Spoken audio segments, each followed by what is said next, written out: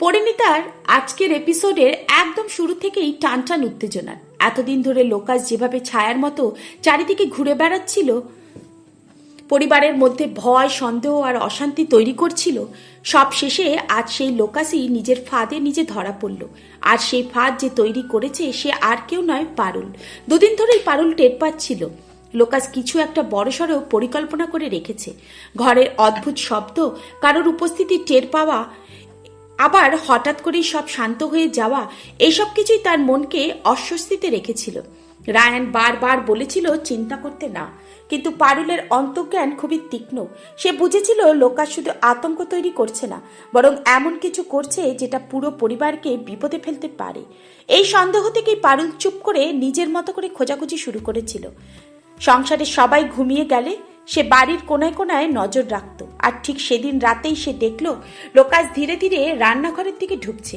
চুরি করতে নয়, বরং কোনো মেশিন বা তার লুকিয়ে রাখতে।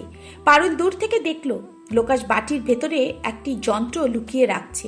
প্রথমে পারুল বুঝতে পারে না এটা কি, কিন্তু পরে যখন বুঝতে পারে এটা একটা অডিও টেপ যা তাদের কথাবার্তা রেকর্ড করে বাহিরে পাঠাবে, তার রক্ত ঠান্ডা হয়ে যায়।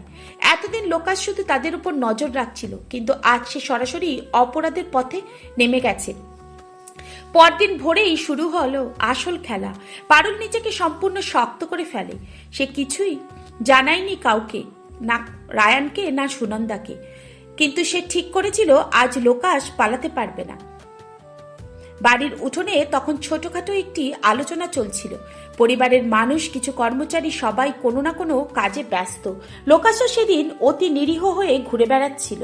পারুল ইচ্ছে করেই তাকে ডেকে বলল, লোকাস একটু এদিকে আসো, তোমার সঙ্গে কথা আছে। লোকাস প্রথমে থমকে গেলে তার চোখে সন্দেহ, পারুলকে কিছু বুঝে ফেলেছে, কিন্তু পরক্ষণেই সে স্বাভাবিক মুখ বানিয়ে এগিয়ে এলো। পারুল শান্ত গলায় বলল, রাতের কথা মনে আছে তো? তুমি যে যন্ত্রটা রেখে গিয়েছিলে সেটা আমি পেয়েছি। এই কথাটা শোনার পর লোকাসের শরীর হঠাৎ কাঁপতে শুরু করলো। তার চোখ বড় হয়ে গেল, মনে হলো যেন পালিয়ে যাবার পথ খুঁজছে। কিন্তু আজ তার সব হিসেব গড়বড় হয়ে গেছে।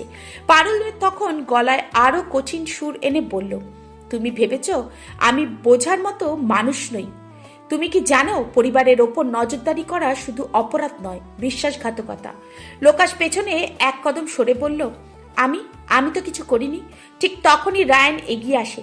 পারুল তাকে আলাদা করে কিছু বলেনি, কিন্তু রায়ানও আজ পারুলের চোখের ভাষা দেখে বুঝে গিয়েছিল কিছু একটা ঘটতে চলেছে। পারুল সবার সামনে কাজ সোজা করে দাঁড়িয়ে বলল, তোমাদের সামনে সত্যটা বলার সময় এসেছে। লোকাস শুধু চুরি বা জালিয়াতি করেনি, সে আমাদের প্রতিটি কথা, প্রতিটি পরিকল্পনা বাহিরে পাঠাচ্ছিল। লোকজন হতবাক, রায়ানের মুখে ক্রোধ, সুনন্দা চোখে হাত দিয়ে ডিসবিলিভ। লোকাস এবার ভিক্ষার সুরে বলল, আমাকে ক্ষমা করুন, আমি বাধ্য ছিলাম। কিন্তু পারুল ঠান্ডা গলায় বলল, ক্ষমা তখনই হয় যখন ভুল মানুষ বোঝে। তুমি তো ভুল করেছো জেনেও। বারবার। তারপর সে রান্নাঘর থেকে সেই অডিও টেপটি এনে সবার সামনে দেখালো।